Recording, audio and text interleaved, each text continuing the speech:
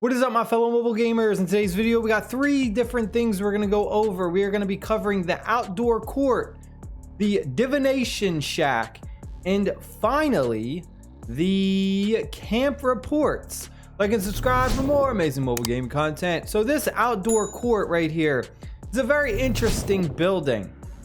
The game doesn't really explain it very well as to what it does.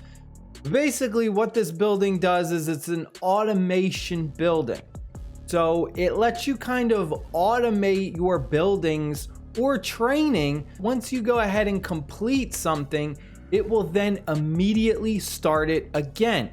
So we're going to click on this campfire. Outdoor court, it has a little fire icon. You can only do this once per day. So my personal suggestion is to do this when you know you're not going to be on the game. So the best time to use this is like when you're going to sleep, when you're at work for a long time, just when you're going to be away from the game for a very long time. That is the best time to use this. We're going to click on it. We're going to go, let's gather everyone. And I'm going to skip the animation because I don't want to do all that. So we got a bunch of different choices. All right. So it says construction goal, upgrade Porter Barracks to level 11. So what this means is we just click, that's a great proposal. It will immediately start building towards the Porter Barracks 11. Now mine is already at 10. So just getting this to 11 means that it's only going to do one instant upgrade.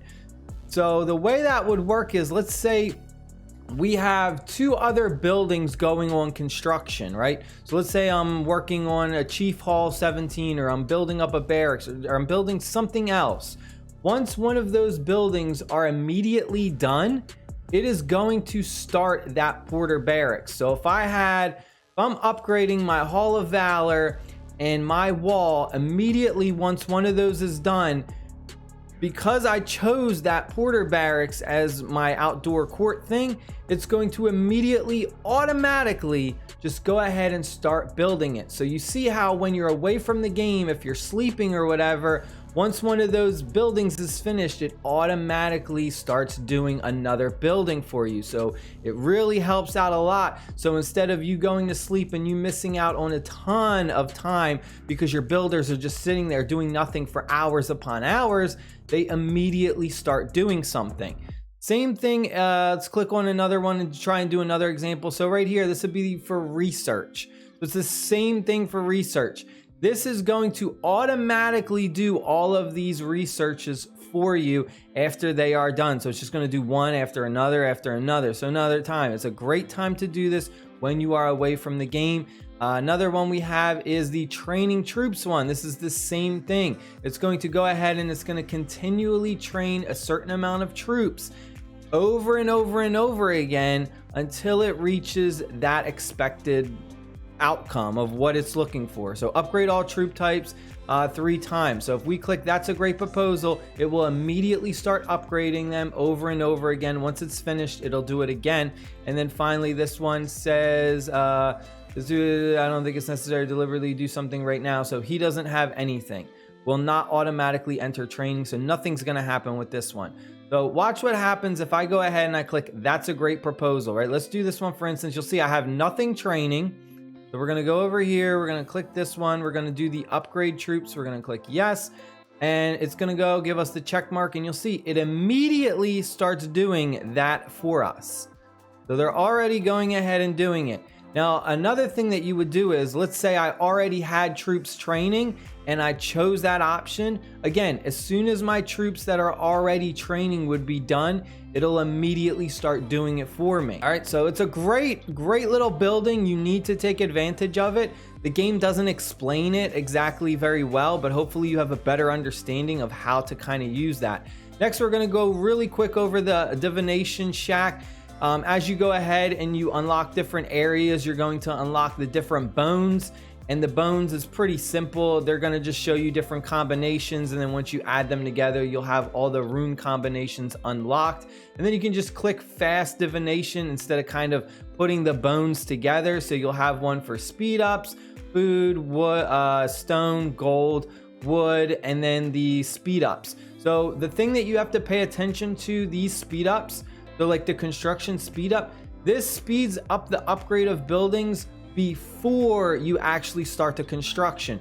So if you are already in the middle of a construction and then you activate this, it does nothing. Only reduces the time for a future building. Anytime you're going to do one of these speed ups, whether it's increase your squad's training capacity, increase your research speed, speed up your training, or even speed up your healing, you need to activate it before you actually start training troops, before you actually start constructing a new building or upgrading a new building. So if I was to go ahead and let's say I'm going to upgrade to Chief Hall 17, before I do that, I'm going to come in here and I'm going to do this and I'm going to activate this before I do it. All right, so let's go to the camp report. Now the camp report is just your scouts that just go and uncover the fog, and they're randomly going to find these camps. Vikings camps and Niflung camps, just random ones, and you just kind of have to investigate them, and then you get a bunch of different random rewards, right? But if you click the visit one after you go ahead and you visit, after you investigated it, you're going to get additional rewards. So you have a choice. Typically, it gives you two choices. One is going to give you T1 troops, and the other one is going to give you an amount of resources. I will say that once you do go ahead and you get to a point where you aren't really training T1 troops anymore, I wouldn't take the troops. I would literally take the resources. Early game, when you're a very brand new player and you only have T1s and T2 troops unlocked, that's when I would go ahead and I would suggest that you always take the troops, because you're a brand new account and you have hardly any troops and you just want to get a full march, a full army size as fast as possible. Once you unlock T3 troops, you should be at a point where you can go ahead and start putting out full marches, and you'll have a lot more troops generated by then. That's when you're pretty much just going to come in here and you're always going to take the resource. Never take the T1s, because it's kind of just a waste. It's more troops that you're just going to have to constantly like upgrade to T3, T4, T5. Plus the resources are going to be a lot more valuable once you do get into that later game. So that way it'll help you train more of the higher tier troops. It'll help you do more of the more expensive constructions and upgrades to your buildings. So really, it depends on where you are. Early game, T1 and T2, take the troops. Once you're T3 and above, always take the resources, because it's a better payout. Stay happy, stay safe. I'll see y'all later. We got more videos to come. I'm going to do a combat video very soon. Peace.